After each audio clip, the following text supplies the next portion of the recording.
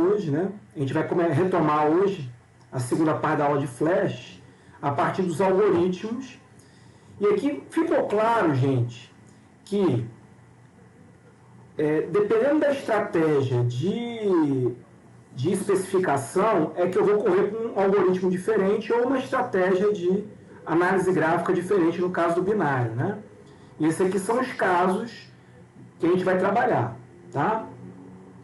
Bom, lembrando que para o cálculo das entalpias, principalmente fazer balanço de energia, e para o cálculo do equilíbrio, eu preciso de equações de estado, equações de excesso, para nos auxiliar aqui, né?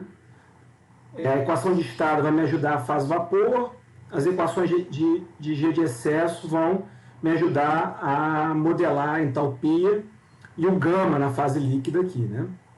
Tanto no caso de equilíbrio e entalpia aqui para calcular a entalpia principalmente a entalpia dos puros e a entalpia de H de excesso quando for necessário. São as equações auxiliares que a gente precisa para calcular a entalpia das correntes.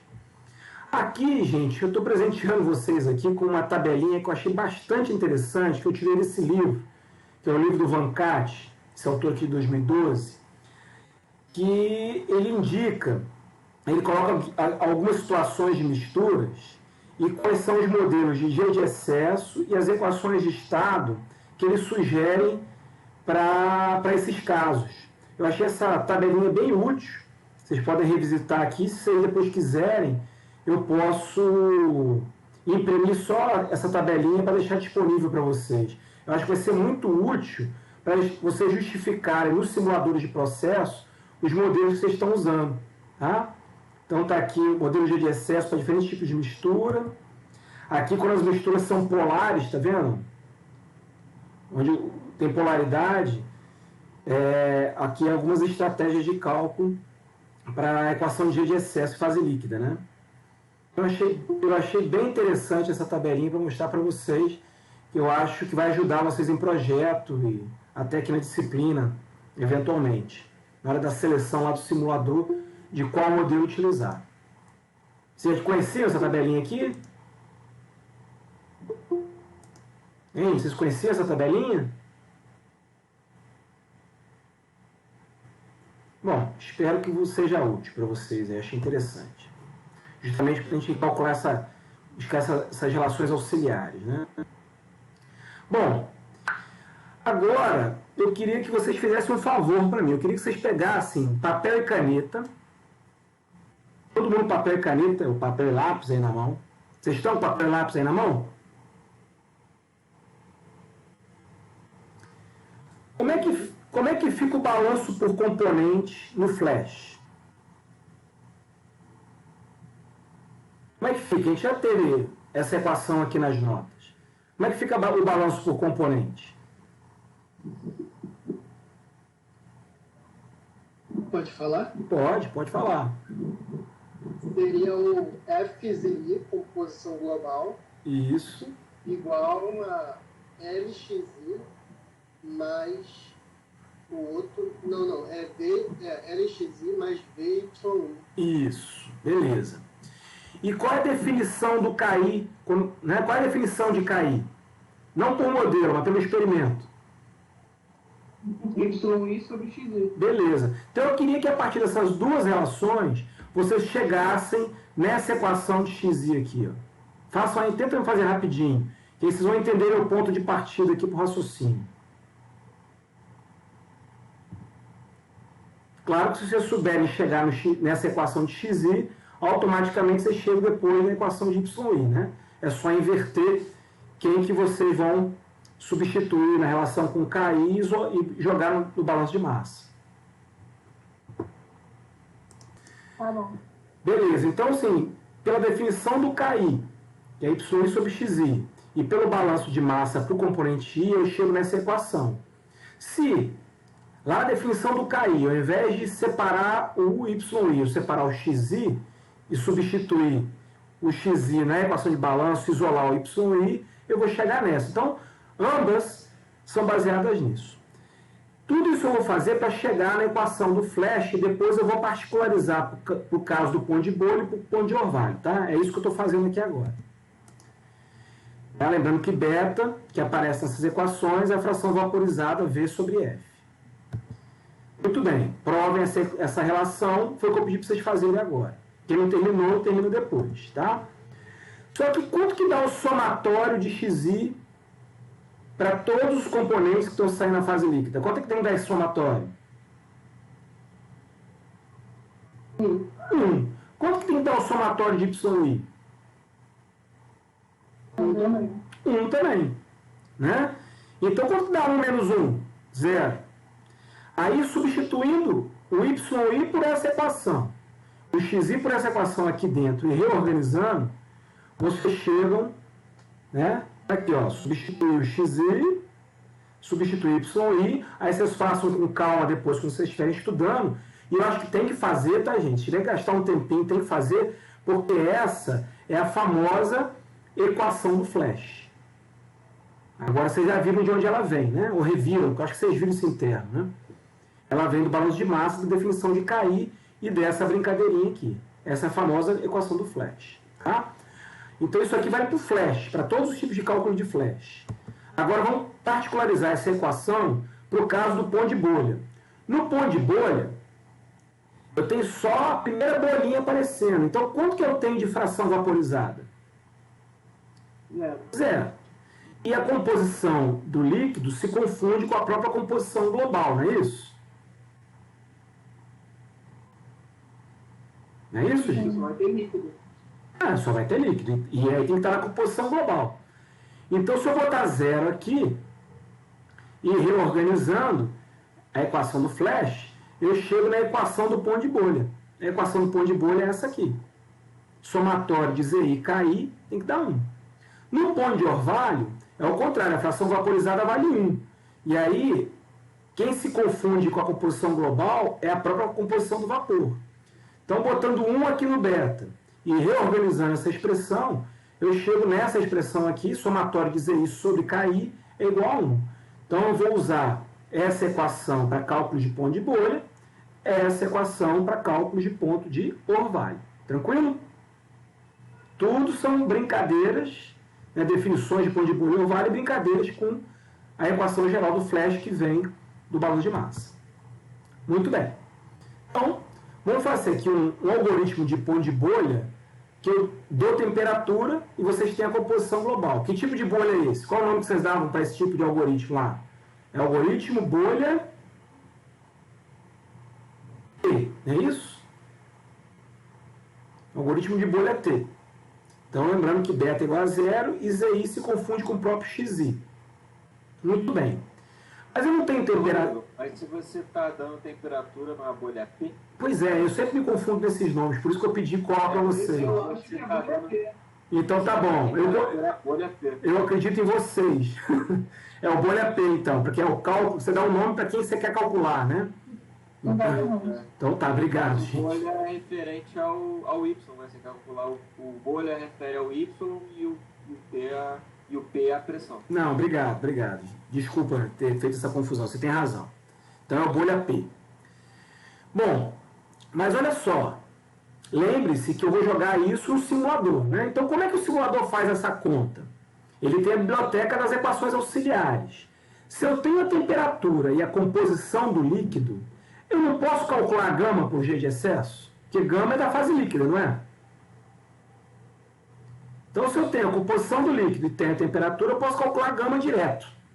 Se eu tenho a temperatura, eu posso calcular a PSAT. Certo? Eu só não tenho a pressão. Então, vamos guardar isso no bolso. Eu vou usar a equação geral do flash, vou substituir a estratégia de modelagem do KI aqui dentro da equação geral do ponto de bolha. Essa aqui é a equação já do flash particularizado para ponto de bolha. E vou isolar o P, que é a única incógnita que eu não conheço. Eu conheço o ZI, conheço o gama I, conheço o PSAT, pronto. É um cálculo explícito. Lembrando, né, que gama I é função de T e XI e PSAT é função só de T. Então não tem algoritmo de bolha P. Bolha P é explícito. Tá? Aí eu uso a equação de Y, substituindo agora que eu tenho a pressão, eu posso calcular os KIs todos, né?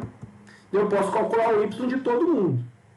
Lembrando que beta é igual a zero, no caso do ponto de bolha, então eu fico com YI igual a KIZI.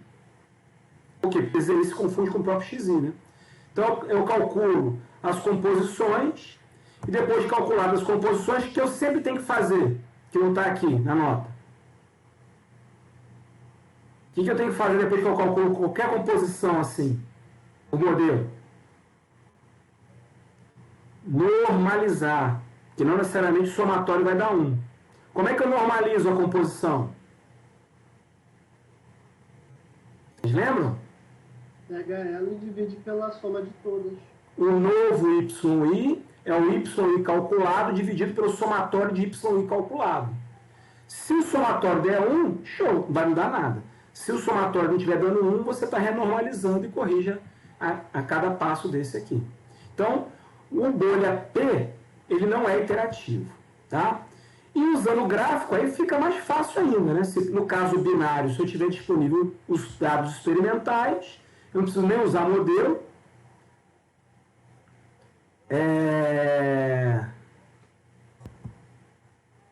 Dado temperatura, né? Dada a temperatura aqui, eu construo, se eu tiver os dados naquela temperatura de pressão, composição, eu pego a composição global e vou até a curva de ponto de bolha.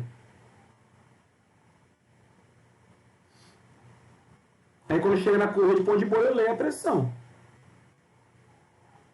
E aí onde que eu leio a composição do vapor? Na bolinha. É só pegar esse prolongamento aqui, né? Eu posso usar o diagrama de equilíbrio, que é outra maneira de representar os dados experimentais, que é o diagrama YX, ou só fazer o prolongamento aqui e ler aqui a composição do vapor. Alguma dúvida, gente? É o que eu pedi para vocês fazerem lá, né, na tarefa, vocês começaram ontem. O algoritmo de bolha T, ele já é um pouquinho mais chato. Então, ele vai cair no método iterativo. Como todo método iterativo, eu preciso de uma estimativa inicial para a temperatura. E aí a dica, uma boa estimativa inicial, é fazer uma média ponderada pelas temperaturas de ebulição dos puros nessa pressão, né? Usando a composição global. Aqui é XI, mas no ponto de bolha é XI igual a ZI, né? Eu só botar ZI aqui, você tem uma estimativa para a temperatura. Com essa estimativa de temperatura, eu calculo gama e Psat. Aí eu calculo... Como é que sai essa equação aqui? Essa vai ser minha equação de iteração. Tá? Essa vai ser minha equação de iteração. Uma outra coisa para vocês provarem. Esse cara aqui, ó, é o K, não é isso? No ponto de bolha não tem o que é somatório de Z e K igual a 1? Não é isso? Vamos voltar aqui. Ó. Deixa eu voltar um pouquinho para vocês verem. Nessa aqui, essa equação, passa essa equação dividindo, esse somatório dividindo. Vai ficar 1 igual a 1 sobre o somatório, não é isso?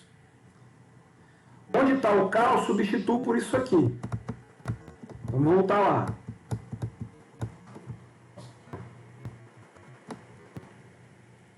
Não está aqui.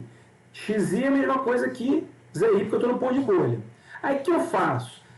Eu multiplico ambos os lados pelo Psat. O Psat de um dos componentes da mistura. Normalmente eu escolho mais leve. Eu boto o Psat aqui e aí ficaria o Psat aqui em cima, que é a mesma coisa de botar ele aqui. Por que ele pode entrar para dentro do somatório de K? Porque esse cara, esse componente I, é um componente de referência. Ele é único. Normalmente eu escolho o mais leve da mistura, tá? Se for uma mistura multicomponente. Então o que eu faço? Para tudo que eu calculei com a temperatura velha, eu jogo do lado direito dessa equação. Aí quando eu jogar né, os valores de PSAT, de gama, da temperatura velha, eu vou calcular um novo PSAT para esse componente de referência. Aí, com esse novo PSAT, que equaçãozinha é essa aqui? Essa aqui é a equação de Antoine, que eu isolei a temperatura, eu inverti a equação de Antoine. E aí eu pego esse novo PSAT aqui, que é A, B e C. São as constantes para o meu componente de referência, meu componente I, que eu estou sugerindo ser o mais leve. Aí eu calculo a nova temperatura. Aí eu pergunto, a diferença entre a nova temperatura e aquela temperatura que eu estimei inicialmente, ela é menor do que a tolerância?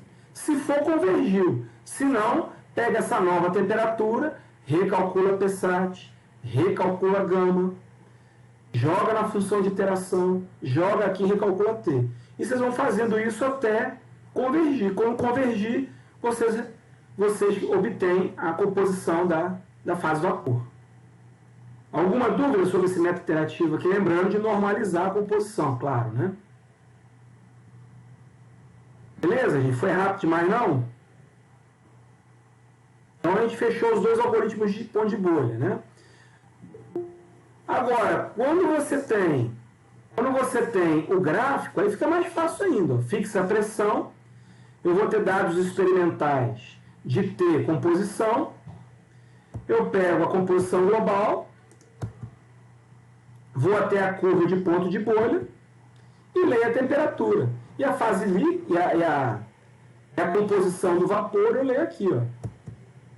Ou jogo na curva de equilíbrio, eu posso reconstruir esses dados fazendo a curva de equilíbrio. Lembra aqui a composição direta do vapor, aqui na ordenada, ou aqui direto do gráfico T, que é até mais direto. Tá? Então, se eu tiver o gráfico à minha disposição, fica moleza. Isso, mas o gráfico só serve para o caso binário. Né? Muito bem, ponto de orvalho. Orvalho P. Então, eu conheço a temperatura e conheço a composição global. No ponto de orvalho, gente, a composição global é a composição da fase vapor. Então, eu não tenho XI. Como eu não tenho XI, eu tenho até a temperatura, mas não tenho XI. Como eu não tenho XI, eu não consigo calcular a gama. Então, a minha estimativa inicial é assumir solução ideal, quer dizer, assumir todos os gamas iguais a 1. Então, assumindo todos os gamas iguais a 1, eu calculo essa pressão por essa expressão aqui mais simples, que faltou o gama, né? O gama está igual a 1, estaria aqui do lado do PSAT.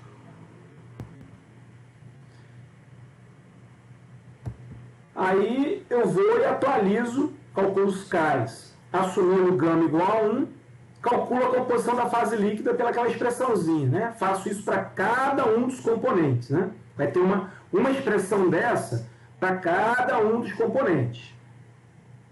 A composição da fase líquida, eu calculo os gamas, mas antes eu preciso normalizar a composição. Né? Toda vez que eu calcular a composição, eu preciso normalizar. Então, eu primeiro normalizo, depois eu calculo gama para algum modelo de excesso. Calculo os novos gamas. Com os novos gamas, eu calculo as novas pressões. E pergunto se a pressão nova está muito diferente da pressão antiga. Se não convergiu, eu calculo os novos KIs, calculo os novos XIs, normalizo, calculo os novos gamas e pergunto, novo gama, né, novos gamas, né, um vetor de gamas. Vocês são menor que a tolerância? Se não satisfez, eu tenho que pegar esse novo vetor de gamas, calcular os novos Ks, calcular os novos X, normalizar, calcular. Eu fico preso no loop do gama aqui, ó. Eu fico preso no loop do gama até convergir. Quando convergir, eu atualizo a pressão. E aí eu pergunto, pressão nova, você é parecida com a pressão velha? Se não, aí começa tudo de novo. Eu fico preso de novo, espero convergir em gama. Quando convergir em gama, eu tenho a nova pressão. Quando convergir em pressão, acabou. Aí eu registro a última pressão e a última composição de líquido. Alguma dúvida? Que aqui é um loop dentro do outro, né? Então eu tenho um loop de pressão, que é esse maior, e dentro do loop de pressão eu tenho um loop de gama. Esse loop pode ser feito em gama ou em composição, né? O critério de tolerância aqui, o critério de convergência, pode ser em gama. Eu prefiro fazer critério de convergência em composição, que aí eu tenho significado físico. Eu sei que a tolerância para a composição é 10⁻⁴, que é a precisão, por exemplo, de um cromatógrafo. Alguma dúvida aqui, gente, nesse algoritmo? Isso é tudo revisão de termo, vocês já viram, né? Bom, se eu tiver a temperatura e os dados experimentais, eu posso construir o gráfico PXY, eu tenho a composição global, subo até a curva de ponto de orvalho e leio a pressão. E já leio a composição aqui de líquido automaticamente, né? Posso ler aqui automático ou jogar no diagrama de equilíbrio. Tem a composição do vapor, que é a mesma da composição global, né? Como é ponto de orvalho, a composição global é igual ao do vapor. Jogo aqui, leio a composição de líquido ou leio diretamente no diagrama PXY. Aí fica a gosto do freguês. Bom, o orvalho T é mais chatinho, porque não tem temperatura. Então, eu tenho que ter uma estimativa inicial para a temperatura e ainda assumir gás ideal. Desculpa, solução ideal. Ainda assumir solução ideal, os gamas iguais a 1. Então, com a estimativa de temperatura, usando agora, né, uma média, sempre vou usar o ZI, na verdade, que é o ZI que eu tenho, né? Que no caso o ponto de orvalho é igual ao Y para a estimativa inicial da temperatura. Calculo o PSAT com a estimativa inicial da temperatura e assumo também como estimativa inicial a solução ideal. Faço uma nova função de iteração naquele mesmo espírito da anterior, né? Isolo ali e aí multiplico ambos os lados pela pressão de saturação de um componente de referência, normalmente o mais volátil. Então eu uso esses PSATs, né, esses gamas aqui, calculo esse lado direito e calculo o novo PSAT do componente de referência. Com o novo PSAT do componente de referência, eu atualizo a temperatura. Pergunto se a temperatura nova está longe da temperatura velha. Se tiver, recalculo a PSAT, ainda assumindo solução ideal, calculo as composições. Normalizo as composições e calculo os gamas. Aí pergunto se o gama está muito longe do gama anterior, né? Os gamas anteriores nesse ponto estavam iguais a 1. Se não, aí eu atualizo os valores de K com os novos valores de gama calculados, jogo nessa expressão e atualizo as composições. Normalizo e eu fico preso aqui no loop do gama. Quando o loop do gama convergir, né, eu vou e... Espera aí, foi rápido demais agora. Eu tenho a nova temperatura, tenho os novos PSATs, tenho os novos gamas, recalculo esse PSAT do componente de referência, recalculo a temperatura e recomeço e pergunto se a temperatura nova está muito diferente da temperatura anterior. Se estiver diferente, começa a iteração de novo, né? O loop externo. Então eu tenho um loop externo em temperatura e cada vez que eu rodo um loop em temperatura, eu tenho que rodar um loop interno em gama ou composição. Quando a temperatura convergir, eu registro a última temperatura e a última composição de fase líquida. Beleza? Se eu tiver a pressão e os dados... Alguém gostaria de fazer alguma pergunta? Não? Se eu tiver os dados experimentais, eu pego a composição global, já leio temperatura direto aqui. Posso usar o diagrama de equilíbrio para achar a composição do líquido, ou eu leio a composição do líquido no próprio gráfico TXY aqui. Mexendo aqui. Certo? Bom, gente, eu vou parar hoje aqui, tá? Na terça-feira a gente termina essa aula de flash